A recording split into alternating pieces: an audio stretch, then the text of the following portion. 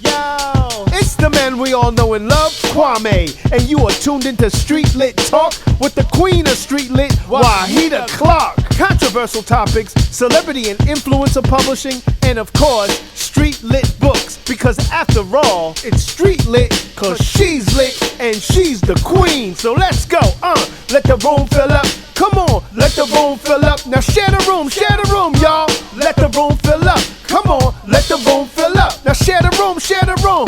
And let's get it started for Street Lit Talk. Let's go. MC Shakie. Hey, what's going on? How are y'all? Can y'all hear me Yeah, we okay? can hear you good. We just having a little bit of a sound check really quick before we get into the interview. Wahida, try again for me. Okay, how about now? Ayan X, Clubhouse Royalty, Nuance, MC Shaky. How do I sound? Is there a bunch of echo in the No, back? you sound great. You sound beautiful. Okay. Well, let's get this party started, everybody. Hello, and welcome to Wahida Clark with Street Talk with Wahida Clark. I am the official queen of Street Lit and publisher to lots of celebrities, such as who we have as our guest tonight, MC Shaky. Now, real quick, we published several celebrity authors: Easy Mo B, Janine Dettori, Mama Jones, um, and some more. However, I said, okay, I have to hook up Rodney, MC Shaky. I have to give him a big Clubhouse welcome. And I was like, well, who can I get to do that? I wasn't on Clubhouse a lot. I had to get used to Clubhouse all over again. So I got to going across the rooms and looking and searching, and voila. Who did I come across? Our beloved guest host for tonight, Ayan X. Follow him around room to room and see how he hosts. He's right. He is Clubhouse royalty. So before we get started with the introductions to the guest hosts, I'm just going to tell you that tonight Rodney MC Shaky, we are celebrating his new book that just came out today because I am a publisher. Wahida Clark Presents Publishing. His new book is called Prison Playpen, and that is by MC Shaky, also known as Rodney Roussel.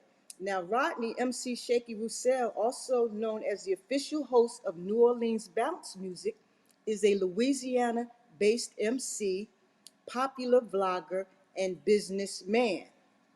MC Shaky wrote and co-wrote, in November 2008, MC Shaky was incarcerated for being the ringleader of a counterfeit securities operation. While in prison, he was raped and sold into sexual slavery. He believes he was targeted due to his open sexual orientation. He was sentenced to 10 years and was re-released in December 2017. Upon his release, he was interviewed for an op-doc by the New York Times regarding prison rape and remains a proponent for its end. MC Shaky wrote and published a novella which ranked number 10 on Amazon, LGBTQ short stories. He also starred in 2 stage plays, testing both his acting chops and improvisational skills. Eve Ever the Reinventor, MC Shaky currently hosts a popular YouTube channel and has become a social media darling through his command of an Instagram live talk show, Tea at 3. He has also earned the coveted Instagram verification at Blue Tick. He has a large and dedicated following, colorfully called The Sippers, and leads their brand called Sip Nation. His social media engagement is authentic, and he has engagement numbers that compete with brands 10 times his size. Animated, colorful, and ever entertaining, MC Shaky is captivating audiences across all platforms and in life, and that is why we signed him to our publishing roster called Wahida Clark Presents Publishing. His new book is called Prison Playpen. Blow the horns for MC Shaky. Wow. I don't know who wrote that, but thank you. I don't know who actually. That made me sound so good, girl. I swear to God.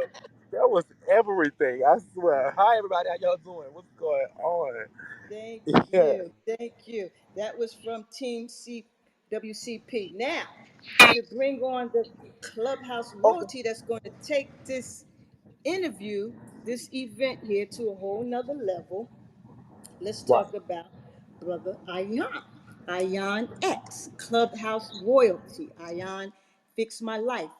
News strategist, entertainment rebel, YouTuber, podcaster, political junkie, content creator, community builder, storyteller, women's advocate, and the creative co founder behind the viral community, The Exoticals Clubhouse Women.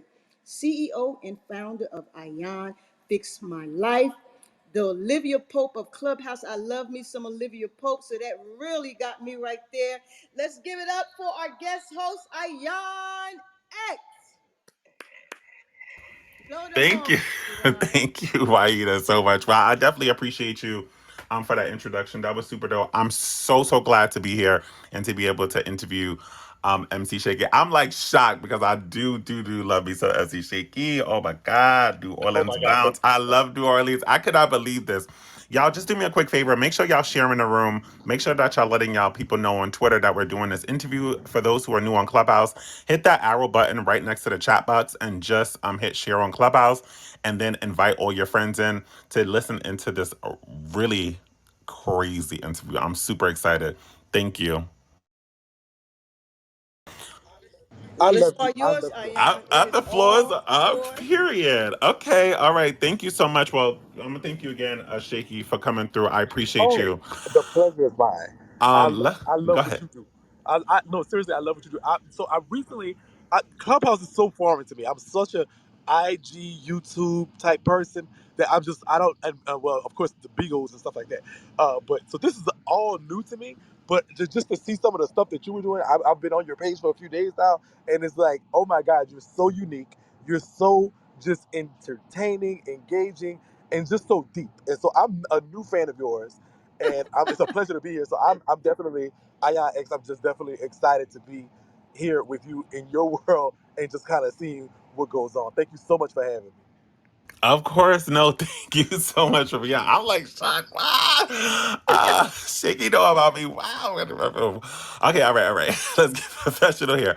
So, I kind of want to get into the concept of the book because I definitely read the first chapter, and I'm super excited. So, like, what was the kind of layout behind Prison Playpen, and like, kind of what made you come up with this concept and the title? Well, I mean, I was in prison before. Of course, I experienced prison from an LGBTQ plus perspective. I know a lot of times people hear about prison, but it's from their baby daddies, their cousins, somebody been locked, their brother, somebody been locked up, and they leave out the parts that deal with us in prison when it comes to the gay parts of prison. So, definitely, I started kind of doing prison stories on YouTube, just telling people what it was, getting hundreds of thousands of views, and people say, "You should write a book. You should write a book. You should write a book about this. This is interesting." And so, well, this book, one of my cellmates was a trans woman. I'm not trans. I'm just a gay boy. But so one of my cellmates was a trans woman, and just kind of getting the insight from her, and noticing that their struggles are similar to us as gay people, but also different because they appear and exude a femininity, a certain degree of femininity. And so this kind of like so I kind of like took some experiences that I've been through and some experiences that they've been through and just kind of put them together and got an amazing story. And a lot of it is fictionalized, but definitely based on what goes on there from our perspective because we gonna give you the real deal when it comes to to us, the community.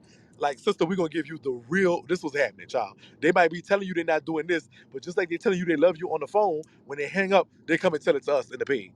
And so this is what I mean. This is a lot of that type of rhetoric that goes on in there. And so this book highlights kind of like a gritty, raw, authentic component of that perspective from the inside.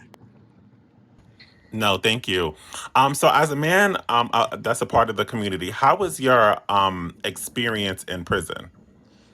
So I like literally I was raped on my first night in prison. I went on to experience some other stuff that was basically I was sold for $20 a commissary. I was sold from the person who raped me became my owner or prison husband. I then was sold to somebody else upon him about to leave, and so my second prison husband he was. I'm not gonna even lie to you. A lot of things. I mean, he was more good to me than the first one, to be honest with you. And he never really was doing too much of the gambling and stuff, so I wasn't having to worry about being used to pay off for gambling debts or anything like that. But my experience initially, I started out in the state. I then was the feds picked up my charges, so I went to the feds, where I saw a whole different world. So my prison experience kind of just it varied. It was some good times, it was some bad times. Sometimes I was trying to kill myself. It was time I just didn't see an end. It was sometimes that just were not. It was just wasn't. It wasn't everything. But then it was. I also met some people that I have lifelong, lasting friendships with. I met some people that I still talk to this day that are in and out. And I met some people that I counted some of my best friends and family, to be honest with you. So I mean, it's I definitely had ups and downs in prison. No, thank you for definitely being vulnerable. I appreciate that because like nobody gets to hear that side of when it comes down to prison. Like a lot of times people come out of jail and they just don't want to speak about the horrific things that happen in jail. So like you being vulnerable is definitely important, and I'm glad that we have an audience where we can actually share from your personal perspective as somebody who, was in prison and now about to go back. Right, because I'm actually on my way there now. I'm on my way to prison right now. I'm right down there right now. I'm actually turning myself in tonight, right Oh now. my goodness. Yeah. So, do you want to just, for the people who haven't heard the story, do you want to just let them know on how did you get the 70 months in prison right now at this moment? And the fact that you're driving there right now, this is crazy. But yeah, I just want to can you let the crowd know on how that happened? And yeah. All right. So I always say this. I mean, I'm a very transparent and accountable person. So if I didn't do the crime, none of this would be talked about. So I came home from prison. My back was against the wall, and I recommitted. I'm not a person that does crime against women or nothing like that. My crime this time was bank fraud. The crime before that was tax fraud. The time before that, and so that's the kind of stuff that I do. And that's the kind of stuff that's on my record, on my jacket. It is just what it is. I take white people money. No shade to white people. I love white people. I'm just saying. If you got if you as a white person, you put your money in front of me, chances are it's not going to be a good outcome for you. Nonetheless, I took some money that I shouldn't have, about $250,000. If I don't do that, nothing happens. But in this case, what happened was I turned my life around. After I committed, I went to therapy. I changed my mindset, changed my outlook, and I started to find ways to legitimately make money. To which was the thing. And I haven't had a parking ticket since. This was being taken into consideration by the prosecutor. The prosecutor recommended that I get time of about 46 months. 46 months would have put me out the door with everything in about a year, maybe a year and a half. But I have a colorful, what's the word? I was working with Tiny Harris, which was Ti's wife, Ti Tiny, in 2020 on a show. I met Tiny through Shakana, who was a good friend of mine. I've been knowing Shakana for a while, longer than I've been knowing Tiny. I met Tiny sometime in 2019. We broached the subject of doing a reality show. I was definitely interested because my homegirl Frida on TV, so shit, my ass need to be on TV too, is what I thought. And so I invested on it from the front end and the back end. It was definitely Shakana's idea to do the show, but it was my because the show is a LGBTQ plus reality series. They needed somebody in that community, which they are not. We were bringing Tiny on for name recognition, and then that was all. And so in 2020, of course, that we recorded it. We invested our money. We put it together. We got our agreements. We did everything. And in 2020, we recorded the pilot for the show. Turned out great. Parts of the pilot hit the shade room, and everybody was talking about it. Monica, Candy, all these people had made a little cameo, and so it was this. I mean, it was there. I saw it. It was there. The beginning of 2021, though, however, they got caught up. Tiny and Ti got caught up in the sex scandals. So Viacom, who was actually filming on our show, who was filming for the Family Hustle and Love and Hip Hop, because they both owned by the same company or whatever, Viacom. But they was filming for both of them. They were even on the set of our show because they were gonna segue our show from that. Like, okay, this is what Tiny doing, this is what Shekinah doing, and this is part of like whatever. And then the show coming. So Viacom even was interested in the show, so it could have been made it to VH1 until they decided they wanted to tap some women in the basement. So the women that got out, they finally made it out the basement. The young girls that made it out of their basement, Toe and Sued and Sabrina and all this stuff like that. And they get all these allegations and yada yada yada.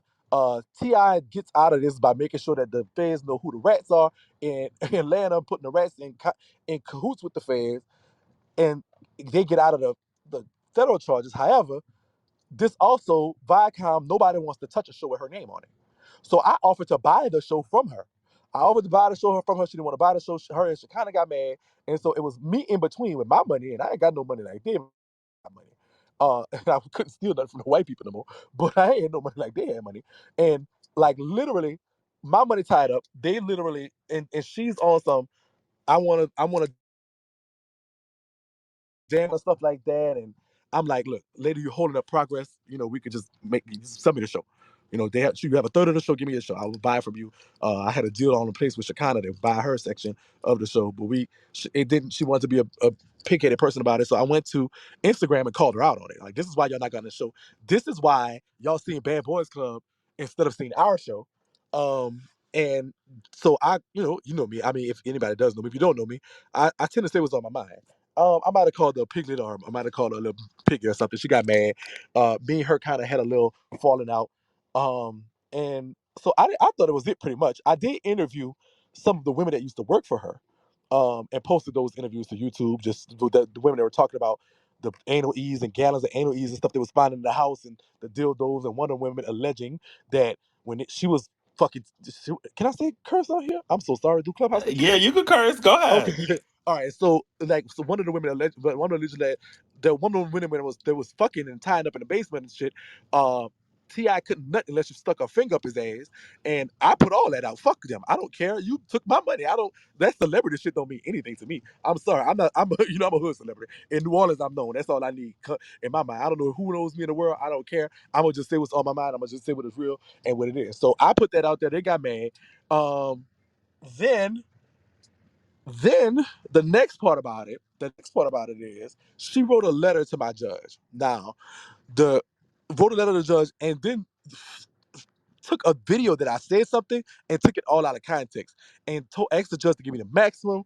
Asked the judge, oh, he hasn't learned his lesson, yada yada yada, et cetera, et cetera. And so the federal government was like, okay, well, who are you? And because she had used a pseudonym initially. And so because it's the federal government, you have to tell who you are. I mean, you have a right to face your accuser, even if it's just them saying a character reference. And they invited her to come to court, and she said no, which then didn't allow them to enter the video into record. But the judge couldn't unsee the video. The judge couldn't unread the letter.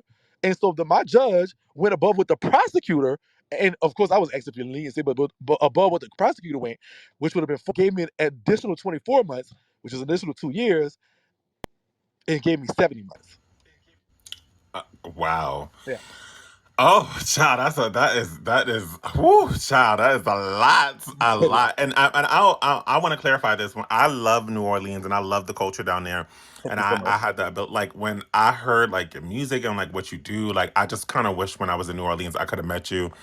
Oh yeah. And yeah, you definitely got to support her. I want to ask you since, um you're on your way, like, to the prison, like as we speak, to turn Right. yourself in. Like, do you have any fear about like what's gonna go on in prison, like as you going now, especially with all of the controversy and stuff that you probably have online? Or do you think that, you'll be like more accepted, especially since you've been in prison before?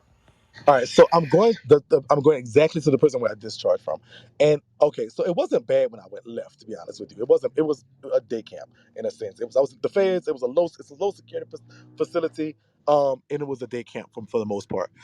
What the part that kind of scares me now though is I'm a little more notorious. Like, I'm a little more like known than I was then. Of course, obviously, when I came, before that kind of scares me. Am I afraid of somebody doing me something or anything, and like retaliation from Tiny or Ti or something like that? I think no, they don't do that type of stuff. They out of that business for real. They're more in the business of trying to change narratives on social media. They're more in That's the business they're in. So they want to make like write letters to judges and stuff. That's their thing. They don't. I don't think they don't run a mafia or something. So I'm not scared of them on that type of physical stuff. I do think that I mean, when it comes to guards or something and just being notable, I mean that does kind of scare me. I'm going. The prison I'm at is like 2.5 hours from my house, and so it's like it's in Louisiana. I'm very well known in Louisiana, and it's kind of like that part is kind of like, I don't know how I'm going to mitigate those circumstances, but I mean, I have to. I don't have a choice really. And so I'll be seeing. I guess my only concern is that and my notability and seeing, uh, in the that's kind of like what I'm worried about. Anything else is kind of like whatever. Now, I kind of Wow. want. Go ahead, Can I Wahida. say, Ayan? Thank everybody for sharing the room. This is Street Talk with Wahida Clark, guest host tonight, Ayan X and Rodney MC Shakie Roussel. To get a free sneak peek at MC Shakie's book, Prison Playpen, follow me on Instagram and DM me the title of his book, Prison Playpen, and you'll get a free chapter of the book and let you know that, yes, this is something that you're going to have to keep on reading. Turn it back over to you, host. Thank you so much. Thank you so much. And y'all, please, I want to really thank y'all for sharing the room. Continue to share. For the people who are new to Clubhouse, make sure that you hit that arrow button that's right next to the chat box. That lets, Clubhouse and everybody who's in the hallways know that you're in this room. It's getting real spicy in here and it's going to get even more spicier. So I definitely want to get into some of the mess from the first book, right? Because there was some stories that, you had put out, jail stories and you did some videos and it kind of like went viral and a lot of people who were in relationships with people that you were in relationships in prison kind of like reached out to you and they wanted to know like what was your love status with the people that you had relationships with in jail, like how were those conversations, because everything was public. Like can you like talk about that, because that's how I kind of found out about you know the previous literatures that you had. Okay, thank you. That's a great question. All right, so again, uh, let me just say this. So prison stories, prison playpen, they coincide. So you got to get the book. It's juicy as fuck. Excuse me, it is so fucking juicy.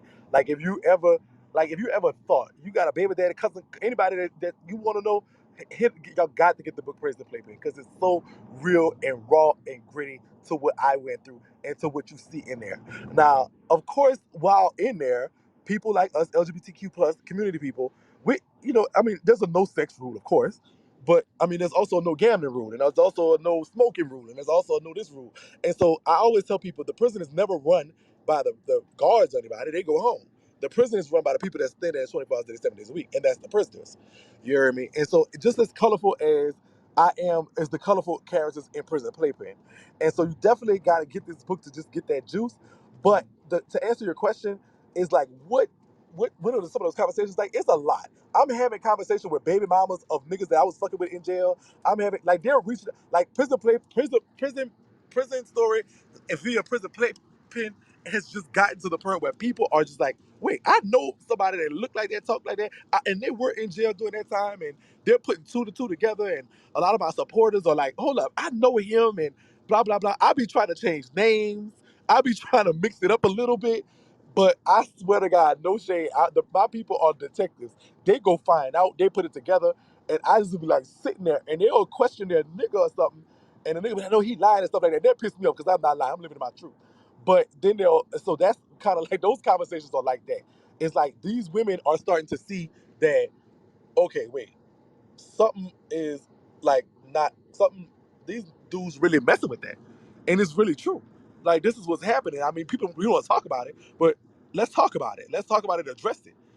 Address this thing where the sociology of prison puts effeminate and gay men, effeminate men or gay men or trans women into situations when they become your mama, your sister, your auntie, your cousin, your lover, your wife, or whatever.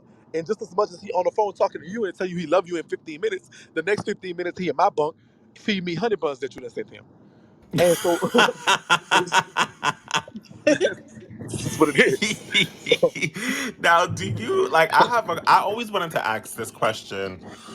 So do you personally think that these men who have sexual relations with trans women and gay men in jail, do you think that their sexualities were always like at question from the beginning, or do you think that prison kind of forced them, their sexual nature to just want to just like fuck I have something basically? so I've long taken the stance that in prison half the guys mess around and half the guys don't. Some of them that don't mess around, they just don't. And it doesn't have nothing to do with how much time they've been in or anything, because they have dudes that come in and mess around with a year left, and they got some dudes that been in there with life sentences and they just refuse to mess around. That's just what they don't want to do it. So I strongly believe this is something that in them, but in prison the culture changes. In the world, it's not okay if you got a homie that's gay or something. It's not okay to hang out with him, and it's not okay for gay people to be chilling with the homies and playing basketball or doing this and that stuff like that, because the culture. But in the culture of prison, the gay people are the closest to the women, and so they're treated as such. They're treated as queens in most cases. Outside of my initial thing, the rest of my prison term I started to learn how this operated, and so once I learned how to operate it, I learned how to be. I was a shot caller of the gay car. I was making calls. I was running people. I was doing all this. So it started from me for being sold for $20 to me, the boss of the whole gay community in jail. And so it was like you have to. I have gays. I have prison sons that are just as straight as all I do is they don't mess around, but they needed a mother figure, so I was that for them. I have prison brothers that are not, they never mess around, and but they needed a sister at the time. They needed to show that something was going on. Jail puts you in an emotional conundrum where you are so immensely tied to how you feel, and you can't display it because you can't display fear. You can't display, or you can't let them see you sweat. You can't let them see you cry. You can't run from the fight. You can't do anything. You have to just own your feelings. You have to be. You're immersed in your emotions. You're missing your family. You're missing the normalcy of life. You're missing some. You ain't get no mail today, and oh my God, that hurts you. Nobody cares about me. These are the things that's going through, but you can't even display none of that. And so you can't. There's no way to let it out. Psychology is abysmal in there. Medical is abysmal. That doesn't even work for real. But they have a psychiatrist. Go put on a waiting list and see them 10 months from now when you ain't even worried about it no more. But it's like you have all these things going on, and you can't even display it. It's a horrible, horrible thing when it comes to that. In the men's prison, at least, I'm not sure what it is like in the women's prison. Obviously, I've never Same been. thing, same thing. Oh, same thing. Okay, well, Sister Clark can tell us a little more about that. Uh, and so, yeah, it's like we nah. So we are definitely we feeling this, and so it's like, what can you do? So I mean, I think half the men messed around, half of them didn't. I don't think they can. I don't think they would. The ones that were turned out in prison, I don't think that was the case. I think that it was more or less just it was always in them. You can't have an attraction to something that you're just not attracted to. I'm not attracted to. I'm not attracted to dogs. If the dog was the last person in the world, we would be like on we'd be like on I Am Legend. I would try to fuck the dog. I'm not attracted to dogs. Like so, if you're not attracted to men, you're just not attracted to them. And so I mean, it doesn't matter what the situation is. You're just not attracted to them. And so I'm not saying everybody gay, but the ones I was messing with, I do consider them to have an alternative sexuality. I mean, at best, bisexual. Obviously, their dick got hard for me. Their ass got wet for me, whatever you want to say. I'm so glad you could curse on here. Oh my God, I could really, this is not like YouTube. I really can fucking say what I want. Yes, Like you could be whatever. messy. Yeah. So, I mean, I could do all this. Like, I mean, like, fuck. And so it's like, now, I think the culture exists where women is okay. I mean, the niggas that are messing with homosexuals in the prison, they're not looked at as homosexuals. They're looked at as a man. Oh, he got a hoe, you know? And so it's okay. But on the streets, if you would mess with a homosexual, he would be because, oh, yeah, he gay, blah, blah, blah. He can't, it's not, prison is a judgment free zone when it comes to, for the most part, but when it comes to the homosexuality thing. So, I was gonna ask you that. Like, I was like, how does it work with like kind of dudes walking around with like boyfriends in jail? Like, are they like judged? Is it like is it just a closed door? Or people just ignore it? Like, how does that feel? Just walking in with a man who's seemingly to be straight, but in prison he's gay or bisexual. child, I'm telling you, baby, I used to try to get me the hottest boy that I could find because it was a thing. Oh, in prison, in prison when okay, you a man who messes around, he walks around with his pockets out, and his homosexual when he walking with him, he grabs the pocket because you're not supposed to be holding hands. But I could grab his pocket, like his pocket liner, and that's telling the rest of the crowd, okay, I belong to him. And if I got a hot boy and I'm walking with his pocket, baby, that's the thing to say. I'll be around that bitch like I'm the queen diva. You couldn't tell me no motherfucking different. I was that girl when it came down Yeah. that motherfucking walk, and I got the hottest boy. He got all these motherfucking muscles and shit, and tattoos and shit. He been doing all these bench presses and motherfucking shit, and I'm motherfucking holding this motherfucker on her pocket, baby. I mean, ain't nothing better than that. But I mean, outside of that, I mean, that's what I would do. Read my Wahida Clark books, baby. Pay back as a mother girl, and walk my trade down the motherfucking walk, holding his pocket like I'm that, like I'm that motherfucking girl, and a bitch couldn't tell me nothing. That's what that's what the case was. So how is it? It's like it's like a it's like a I don't know what's the word. It's like a motherfucking show. Like, oh, he messing with her. It's messy. These niggas is messy. Like, they're messy. It's all kind of stuff. Oh, he messing with her. I mean, God. there was a famous rapper that's from Louisiana I was locked up with, and I ain't even gonna lie to you. He had a girl, and I was the queen of the compound, and she was just a average little girl, and I was running the girls on the compound, and her name was Remy, and I used to tell her like she got with this rapper guy. And I didn't know who he was. I don't listen to rap. I listen to R&B. If it ain't Whitney Houston or something like that, I ain't finna fuck with it. I don't know about no motherfucking rap. I was just finding out who I'm old girl. I listen to I got to get that smooth R&B in my system. I might listen to old school hip hop, but I can't do all that new age stuff. But he's a new age rapper, and so he in there and everybody oh buzz about it. Oh, the rapper, the rapper, the rapper, the rapper. And so she became a somebody. She became with somebody like overnight. Oh, Remy messing with such and such. Remy messing with so and so. And I'm like, you got me fucked up. And I called her to the side one day. She said, no, I gotta bring my husband some ice cream. And I'm like, girl, if you don't come your fucking ass, I'm gonna knock all the fucking teeth out your mouth. Long story short, Oh long my story God. short, because of that, she felt like she was that girl. And so the chance I was with him alone here. He went to the hole for a phone. And I was on the hallway. And I was like, I said, let me suck your dick. And I was trying to suck his dick just to show her, bitch, you can't, girl, these niggas is anybody game. But nonetheless, he didn't let me suck his dick. He said, no, you just trying to tell my punk that you suck my dick. I love my punk. You can't suck my dick. And I'm like, okay, you got that. So she kind of side sort of won. But I mean, that's the kind of shit going on in there. It's like with the girls. And when I say girls, I'm talking about the men that are homosexual men. Oh my god, Shaky, what is your type? So, like, what do you like? Have you ever turned down anybody when they like in there asking you to do sexual favors or to be with you? Like, what's your type? Like, what's your type of dude? And can you so tell us a so story about somebody you turned down? okay, so listen, I gotta plug this though.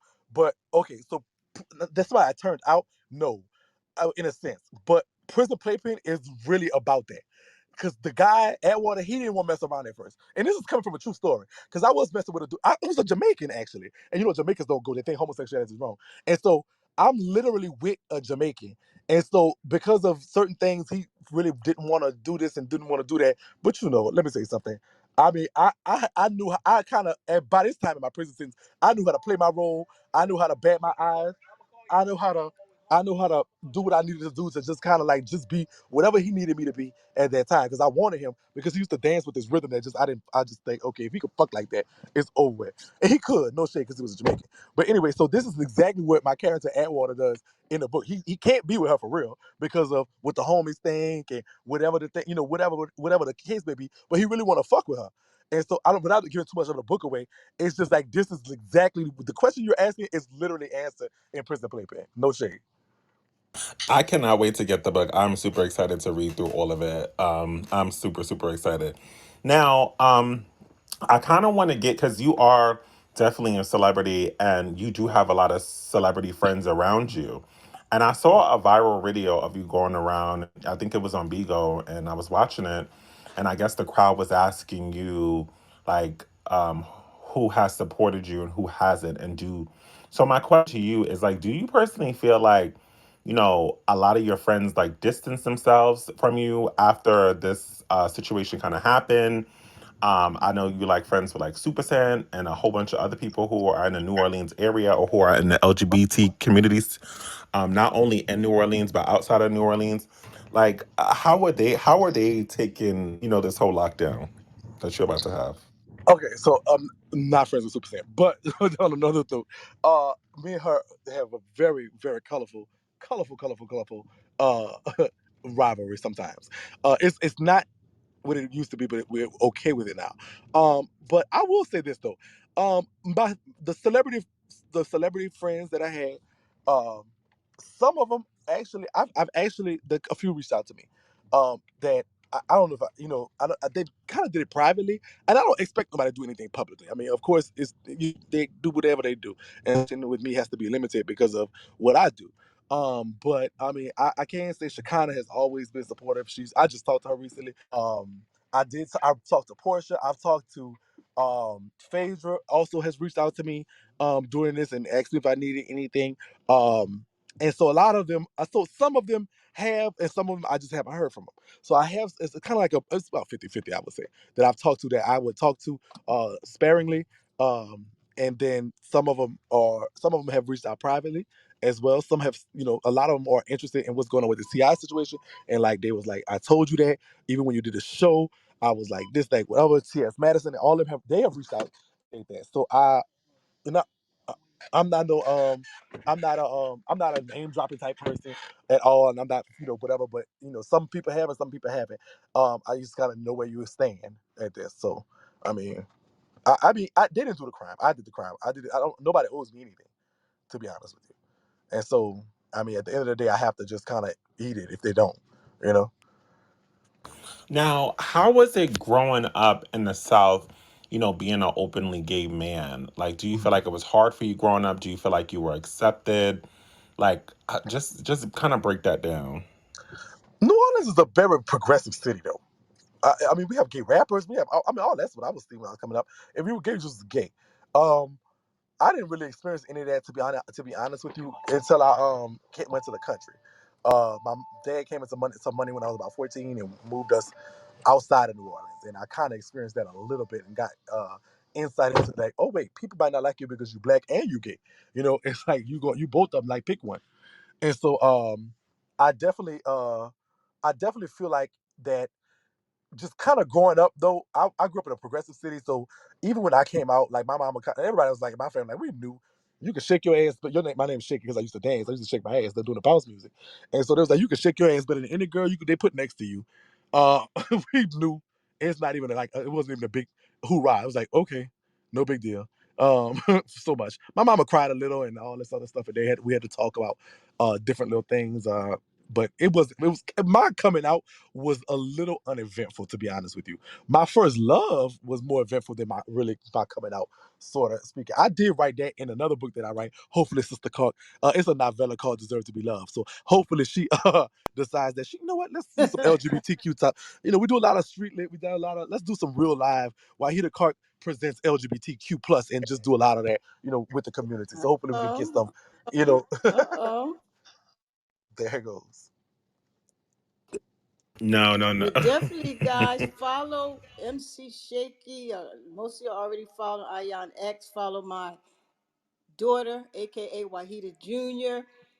Hit the greenhouse at the top. DM me the word on Instagram, the two words prison playpen, and receive your free chapter and prologue so you can at least check out what MC Shaky is working with. Ion X, did you get a chance to read your first chapter? I didn't get through the first chapter just as Okay, yet. I'm okay. gonna get I the whole can't book and wait. definitely gonna read through the whole Okay, thing. I can't wait. Go right ahead. Yeah, I cannot wait to get the whole book. Go ahead, Wahida Jr. I'm sorry. Yes, I will say the book is definitely spicy. I had the opportunity of laying the interior out, and I must say some of those sex scenes are off the chain. I was like, "Oh wow, I didn't even know some of that stuff." I learned some things. I was like, "Wow, okay, this is how they doing it behind the wall." But okay. But I will say this. I do have a question. Can you tell me the importance of books behind the wall, MC Shaky? How important was having books, especially Wahida Clark books behind the wall? Can you tell me about that? Like I always tell Sister Clark, she saved my life. She don't know it, she don't know how, but just it's like, especially in the midst of a sentence, and you out there, you out there. It takes you out there. It takes you outside of the scope of what they got going on, and so it's like an escape. Like no say, your body's there, but it's an escape for your mind. And so definitely, I can say not only just saving my life, just getting me out there, but also saving my life and giving me the inspiration to put a pen to paper. Because I wasn't no time. I didn't read in the streets. I just did whatever I wanted to do. But she like literally having her work is like, okay, well, Sister Clark, and she laying that plot so good, and she like just I was just so amazing to me to just see a black woman put this together. Like I mean, of course we see a lot of street lit books, But something about her book was just a whole different level of book because it was literally plot driven. I mean, stuff was in the book that made sense. It wasn't just popping over here and all this kind of stuff. And so it just was like so her character so depth. I mean, so for me, Wahida, I could always say, I always tell her, she's like, I've been telling this for a long time, girl. You saved my life, girl. We got to do something. But she, I mean, it just was very important for us just to get our minds out there because, I mean, yo, you could get so engulfed in that prison stuff. And in the midst of my insanity in prison, I was having knife fights. I was doing all kind of foolishness. And so a lot of times when I was just getting in trouble and just had to sit down and I'm looking at, okay, this is this. Let me pick up this book. I mean, I can't read nobody else but Wahida because the rest of that stuff is garbage. But at the end of the, no shade to nobody. But from so I'm reading her stuff and it's just getting. I'm gonna tell my sister, look, I need you to buy me the next one and the next one and the next one. I got to get this one. So I mean, it just kind of was like an escape, and it was an escape for the mental because mom, I would have been, if it's not for that, if it's not for Sister Clark and her books, I would literally probably be insane. I did attempt suicide. I did do this. I was really like my mental was not there. I couldn't see the beginning or the end, and so at some points this was my only escape, and so it's very important. Wow. Hmm. Thank you very much. Definitely, definitely, definitely. Now, as a person, is there any? Because I read a lot of your life is like out in the open, and shout outs to you for like vlogging and being like real about it, because you helped a lot of people. Like I was reading through some stuff and through your comments and things, and a lot of people like love that you're open because a lot of people like went through suicide and abuse and sexual abuse too, and they always thank you for basically putting that information out so that they can find ways to get through it too. Are there any other ways that helped you kind of cope through like being in prison and or being suicidal or just being in like what are some things other than books and music that got you through that? Right. Um. So like okay, and so, I think that like I never not one time thought I was doing something for somebody. It was always very selfish. Like this was therapy for me. Telling about my life and letting them see it, whether it was good, bad, ugly, or anything in between, was just I looked at it as my therapy. Like you know what I'm saying. I never knew that people would look at me and be like. I mean, I was always told, you too fat for TV, you too black for the internet, you too, I'm dark skinned, you too big for this, you too outspoken for this, you too ignorant for this. I mean, I have an intelligent side, but I also get kind of get ignorant side as well. But I mean, there was always told you to something for something. And so to like I think for me, like just showing me that some of the responsibilities I have, I'm showing people an ex-con could do this, a pre-con could do this, a fat person could do this, a tall person could do this, a black person could do this. And I think that a lot of that responsibility I didn't know at first, and I'm starting to see now. I'm starting to see how responsible I have to be for people going forward. Because I mean, I'm not gonna be in jail forever. It's gonna be a little something, and I have to come out and I have to. I mean, I have to honor those responsibilities. So many people hit me up on the DMs and like you said, the comments and stuff, and just be, oh my god. And some of it is heart wrenching. I didn't even know that, and I'm just telling my story, trying to get the demon off my back, not realizing that it's helping somebody. And that's just for me. It means so much because I've cried with my people. I have laughed with them. I've been mad with them. I've been everything in between. And we always have like I always tell them every day I love them. I love them. I would never like I just because they don't have no idea. They think I'm doing something for them, but they're doing so much for me. And that just means everything. It means everything. No, definitely. And like I know a lot of your supporters in the audience and like I said, those comments of people saying that you changed your life was really definitely really inspiring, especially for somebody like myself who's, coming up in the scene when it comes down to vlogging and, podcasting and doing all of that stuff. So I just want to let you know I Oh, you got appreciate you. you got the juice. They ready for you. You need that one story that's gonna break you out open. It's coming soon. I feel Oh it. my That God, one thank thing you. that's gonna yeah, you ready. I could tell. I could tell so much, I mean, and this is what I had Tasha K. I know she might not be the favorite of the family, the favorites of right now for everybody. But a while back, she invited me to her studio and she's like, I mean, I recorded it. She was like, shout out to MC Shay. It was during the real PP Judah the Brat. I got sued by them. But it was during that fiasco. And she was like, she told me and she shouted me out. And I was like, oh my God, Sasha K shouted me. I don't know how to feel about this. But she told me, she was like, Shake it, I don't know what it is, but it's just you got the juice. You got the juice. And so I started to identify, like, what does she mean by that? And I started to feel exactly what she was talking about. I was like, oh, I do got the juice. I do got this juice because I had to look and see what people thinking, what people saying, like how do y'all like and you got that juice, Ayan. So you definitely, it's your time. You just gotta put that you won away, and you gotta just kind of put that effort in, keep grinding, doing what you do because it's very entertaining. I'm so glad I found you. So shout out to Sister Clark again for making another grand connection. And so I'm definitely a fan. When I get out, if I have a phone in there, I'm gonna definitely be peeping in there, seeing what the hell happening, what you talking about. So definitely, I really feel like, I mean, it's definitely, you talk, you speak eloquently. I mean, I've seen people. The what's your boy name? That shot at you. I was saying, look, he always telling it what it is, what is real. I mean, just be authentic. I mean, I think that's what a lot of this vlogging spirit is missing, just the authenticity. And I think you have that juice. That's what it is. So, No, thank you. I appreciate you, and that kind of like means so much to me. mhm. I do have like this because I heard something about that she wanted to make this into a movie, and I swear to God, if you do, I'm gonna be first one in the motherfucking line. I swear to God, honey, I'm gonna watch it many times too. I wanted to know, like, have you like started like thinking about a concept on how the movie is going to be? I know that there was movie shows that came out like P Valley that showed about sexual experience. Is this something that you think that would be big on the on a TV screen, especially with seeing so many other shows and movies being progressive? Like, have you thought about the concept and what stations do you want it to be on? um, that's a great question. Honestly, wherever God takes me, I'm gonna go. I think that that's what. Okay, so let me say this. I have no. I have 1 second. 1 second. My cousin was asking me for $10.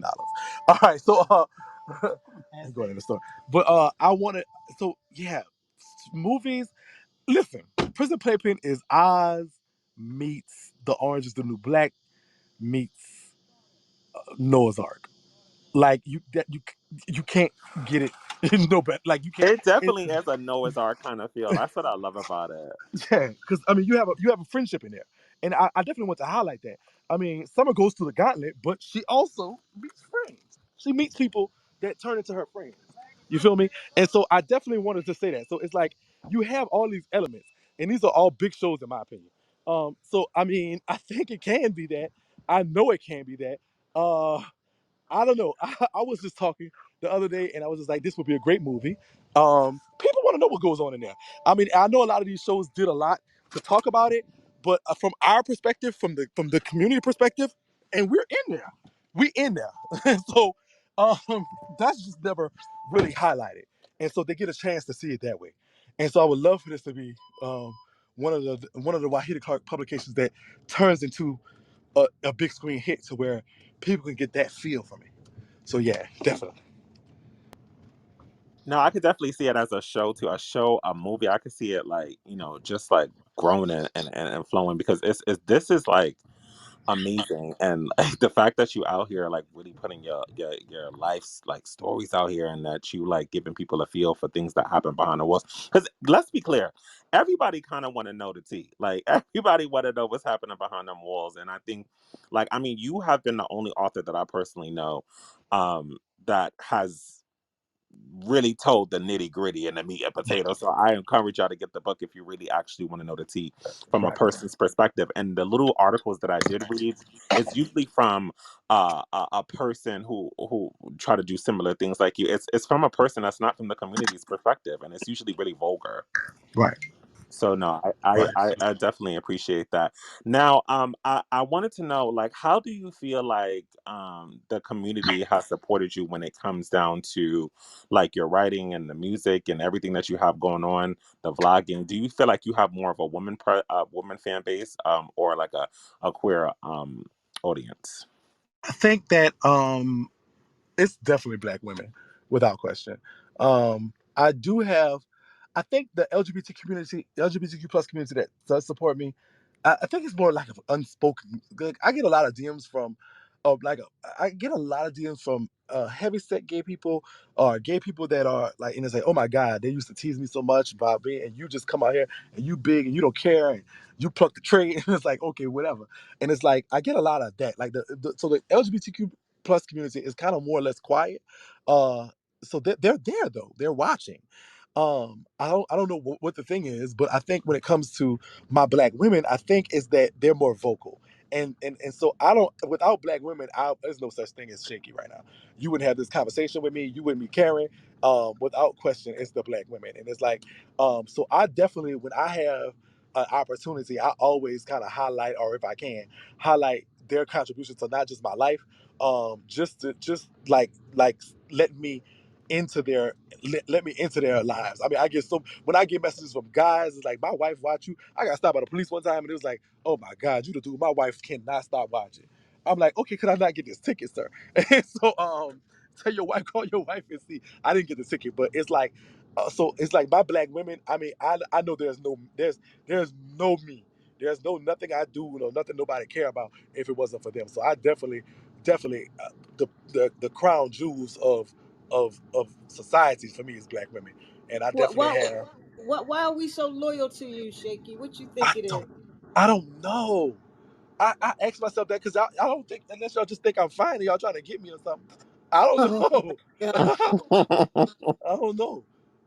But I no, I don't. I have no clue because it's like, but I'm not. I don't look at gift horses in the mouth. If somebody fuck with me, I fuck with them, and I love that so much, and I appreciate them without question. They mean something to me, even if it's just a DM or a like or a comment or a share or something. That all means it doesn't cost nothing to do, but it means so much to what I do, and so I don't know why, but whatever. I'm gonna just keep doing whatever I do until they tell me to stop.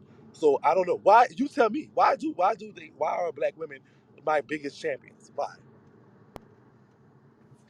Well, I would say personally, when I first met you, you have a good spirit. You give me brother vibes, like a brother or a son, like Okay. when I seen you, that's the energy I got. Like you can be my brother. No hate, no negativity. You have a good energy, Shaky. That's what I would say. Maybe that's why. I don't know. I'm a real bitch. I'm not. I'm just saying. I've never been the type of motherfucker that's hide from nothing. It is what it is. Like whatever. What you gonna say? You gonna say. If you don't like, I'm not gonna. I don't. I'm not gonna fake it so you can like me for it. Because if you find out the truth, then you're not gonna like me.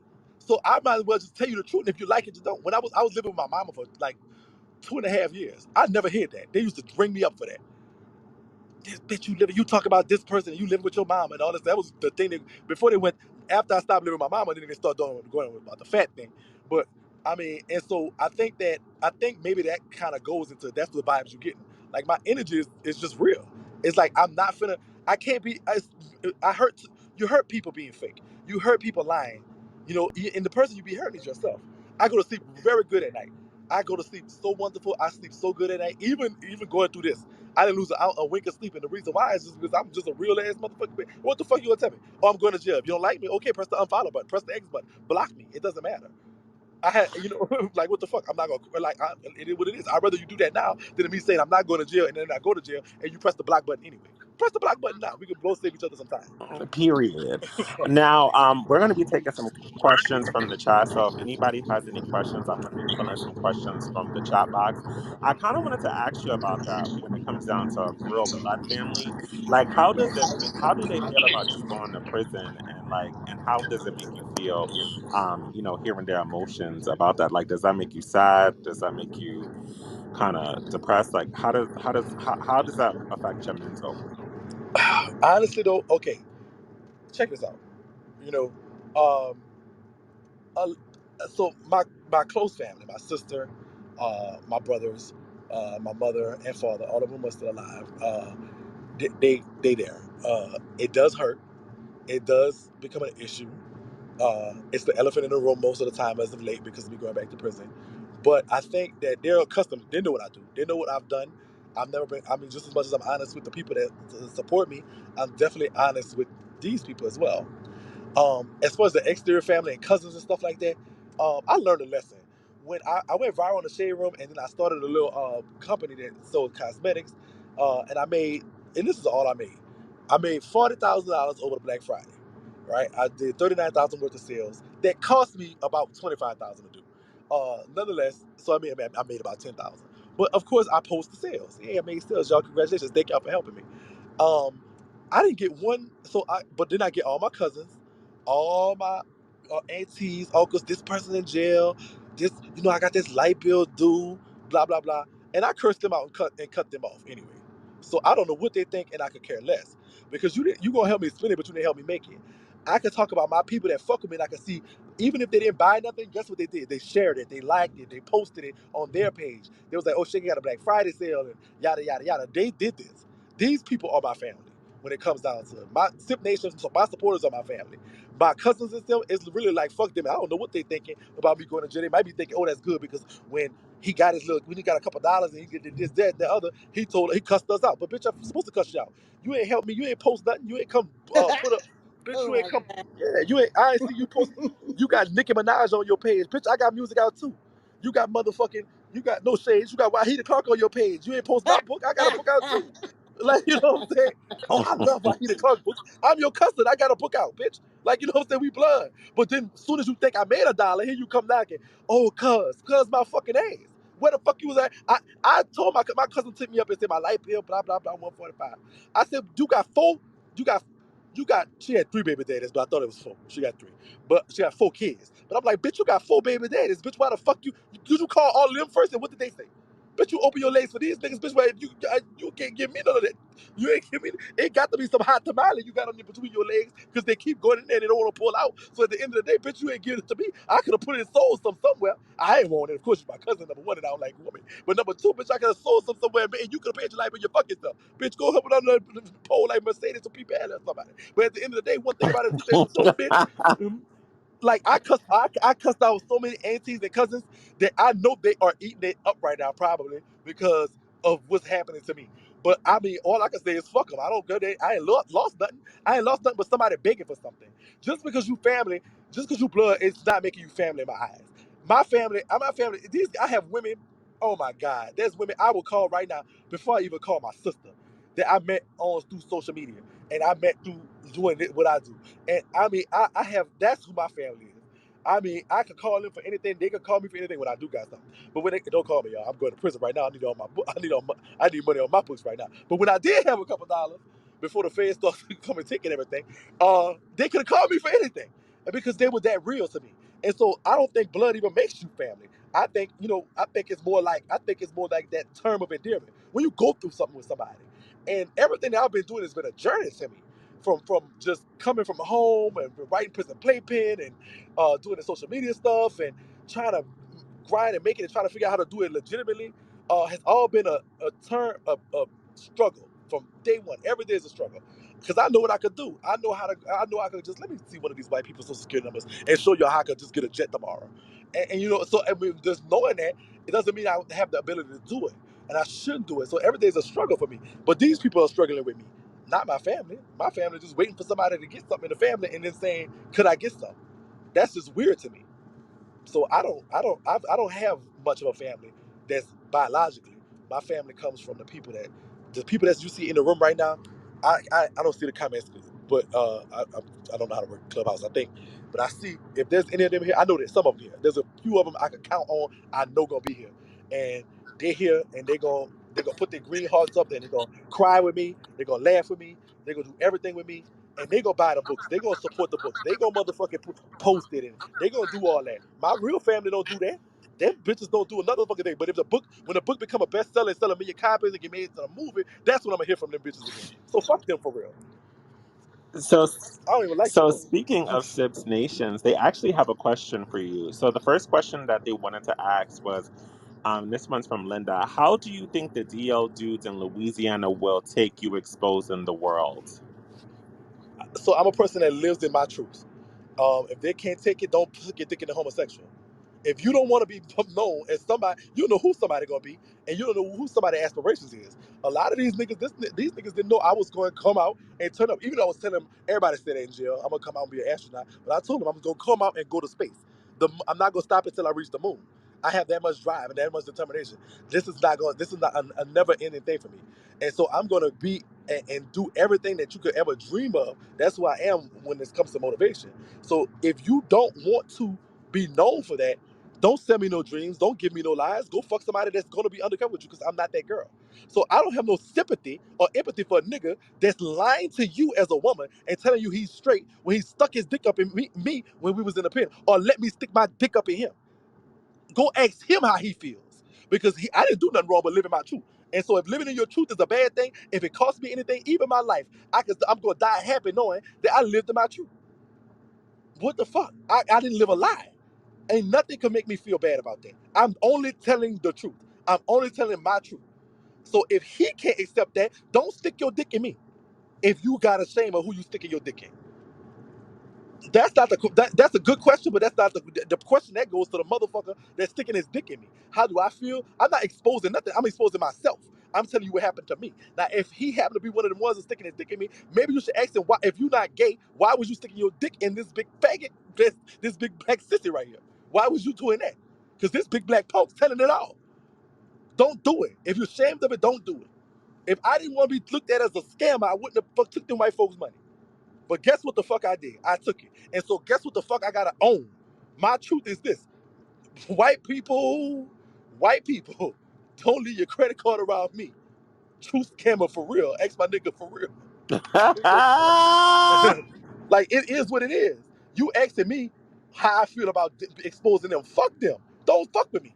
The dude that we talked about this last night, because there was a dude that I talked about. I find it, this bitch broke my heart for real. I was in love with this bitch.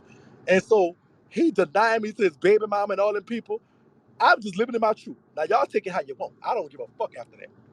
If you feel like you want to do something, they ain't stop making guns when they stopped when they made drugs. They ain't stop, and I fight real swell. I've been fighting all my life. I had to fight. I was fighting when Oprah was on the thing with Harper and them. It wasn't the it wasn't the mule that hit her. It wasn't the horse that hit her, bitch. It was me, really. To be honest with you, they put me in the credits. So at the end of the day, I'm not worried about no fuck them. They shouldn't have motherfucker. Don't listen. Baby dad or cousin in jail or anybody in jail, I'm going to, you tell him don't stick your dick in Shakie because he gonna talk about it. But I tell him that myself. Like, leave me alone. I don't want your bullshit. I don't like undercover. I don't like DLs. And when I'm out in the streets, I date butch queens. Because I don't have time to be. I dated a DL. It turned out bad. Me and him always used to fight, and then I wanted to go tell the girl he was messing with, and whatever, whatever. But that was the only one I got a grant reprieve to because I went in that situation knowing what it was. He told me he was DL, and I still wanted. He was fine for him. It was one of them demon dick ass niggas. You know, the one you just can't deny. He was the Aries of all signs. Ooh. They would just come and just put like, everything. If something wrong, he just come. This boy came to my house one day, and I'm like, I don't want you to come in. I don't want you to come in. This boy put his dick out. I'm looking through the ring. He put his dick out, and I was like, oh God, fuck. I just can't resist. Come on. Big girls like to eat. And so it was just that type of nigga. But at the end of the day, that was my fault. But in the case of the niggas in jail, this boy, I told him, leave me alone. I don't want your lies and your bullshit. If you're not willing to come and hold my hand in here, you hear me, let me hold your pocket in here. If you're not willing to do it on the street, I'm not the one for you. I'm not the one for you. Go find somebody else. Go get you another queen. So a lot of these queens willing to do that. But if you want to bark up this shaky tree, this is what you're gonna get. Like, it's not, and he didn't, or I didn't know who I was gonna become completely, but I felt it. I'm like, I'm going to the moon. I'm going to the motherfucking moon. I'm not finished. I got a lot more work to do. I got a lot more responsibility to own up to. But at the end of the day, I got to give him what he's looking for, and what he's looking for, because I'm living in my truth. I'm not, and I don't care what it takes. I'm helping a lie. He done had 2 babies since he messed with me, 2 children. Both of his baby mamas accused him of messing with, like, they say, well, oh my God, because somebody said he was messing with this tranny, he was messing with this gay boy, they caught him in this, getting this thing. And so I'm not doing nothing wrong. What am I doing wrong? I'm saving some of you women. So now y'all know, if y'all see him, if you make that be your decision, because it's not your decision as long as he's telling you a lie. Now you can make a decision whether, if you want to fuck with somebody that's messing with men, that's cool. People couldn't be bisexual. I think he's bisexual. But if that's not something you want to accept, it should be your choice. It shouldn't be his choice to hide that from you. So I don't feel bad at all. Fuck them. He needs to get a copy of Prison Playpen too, so he can read about his motherfucking self and know who the fuck he is. Ooh-wee. Oh, Fuck. I was loving that. You said a word. You said a word. You said a word. You know, I it's so try. funny for me because I like stopped messing with like DLs too after like those traumatic situations that they put not only the women that they're dealing with but me through too. And I was just like, I'm done. I'm over it. I'm just gonna have to make somebody else out of here with it. And We it's can't so. hear you. I can't hear you, y'all. You got a bunch of air. He has a lot of air. I think Can you that's hear me coming from now? Shakey's phone. Okay, now we can hear you. No, I was saying that's why I kind of like stopped with the DL culture too, and stop messing with dudes who are DL or who date women because of like the inconvenience of it all, and you know the back and forth that I would have to deal with women, basically explaining how he was trying to be with me. So that's definitely something that I'm glad that she spoke about, and it gave me some security of knowing that that's something that I just cannot do anymore, even though it is toxic and it is good, but. Um, I definitely wanted to thank you so much for letting me have this interview. Thank you so much, Wahida. Y'all, I would encourage all of y'all to please, Thank you. please, please, Thank you please so get much. this Thank book. I you. cannot Thank wait to you. get mine. It should be right around here on my birthday. So I can't read it, especially. And I'm actually coming down to New Orleans. I wish I got an opportunity to meet you. I'm going down there for my birthday for the second time this year. I love the culture, love the food, and I love But you. I'm glad I was able to make a we're friend. going to link. I promise you that. I feel it. It's coming. Yes, So, please. so thank We're you so much for having me. Thank you so much for allowing me to come in your space Yeah. and just and talk my shit. I felt like that was therapy for me. I need some of that shit you asked me. I needed to get it out. I needed to say that. And thank you so much. I appreciate you. And you did a wonderful. I'm in debt to you forever. Sister Clark and Sister Clark. Thank y'all so much. Yeah. Y'all are amazing. Y'all Thank making a you. pop. I don't know how we're doing this. We're releasing a book while I'm on my way to prison, but we're doing it and we're We, And making we it got happen. it I had no we done. idea. joined. I did. We joined. Yes, We thank yes. Ayan for helping us get the word out. Everybody in the room, thank you for coming through. DM me the word prison playpen on Instagram, Wahida Clark, so you can at least download that first free chapter and prologue. You definitely will want to keep reading. I just have to warn you about that right now. And the guest host extraordinaire, Ayan X, we thank you so much for helping out Team WCP. I want to thank Team WCP. I see you guys in the audience: Amika, Sherry, Hassana, Gina, Tina, Hadia, Marie. Thank you so much, and everybody on Shakie's team, Katira. Everybody, thank you for coming through. If y'all have no more questions, I guess we'll end this room. If anybody has any questions, Yes, and shout out to everybody from Sip Nation. We see all the green hearts in the green chat hearts. Thank y'all. I came Yeah. love you through. so much. Click Thank you so much. click I the love link at it. the top of the room to order your copy of Prison Playpen right now. Okay. Anything else, Ayan X? How do we close No, out? I think that we're good. We should close up. Just know that this room is going to be highlighted in Clubhouse's town hall, which I'm super Ooh, excited, which they're doing right now. So there will actually be thousands of people who will be listening to this interview right after this. So it's thank super you. crazy. Yes, Thank you. congratulations. Congratulations. Y'all. All right. All Well, right, good good. night. Thank you, Peace. everybody. Good night.